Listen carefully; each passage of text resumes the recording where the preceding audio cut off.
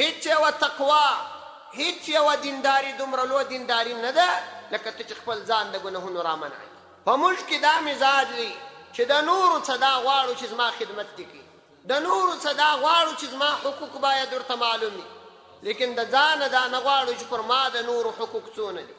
یعنی هر خاوند په دې تمنا دی چې زما کوروالا باید زما حقوق پر ځای کړي، لیکن د ځان سره دا فکر موږ نه دی کړی چې د کوروالا پر ما څونه حقوق دي چې زه هم باید ادا کړم.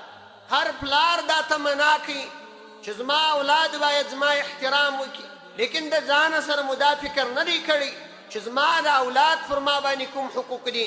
هر مشر ورور دا تقاضا کوي د کشره څه چې باید د دې احترام وکړي، دکاندار د ګراهک څخه دا غوښتنه کوي، خو خپله دا فکر د ځان سره نه کوي چې زه باید کم حقوق پر ما باندې دي دا ادا کړم. ځکه زموږ کښتۍ چپه روانه ده، زموږ ترتیب غلط دی، ټول بازارونه مو او ټول عامه ځایونه مو د ګناهونو ډک دي، او چې هر یو کښینو د نورو بدي بیانوي. تعلیم الاسلام رادیو.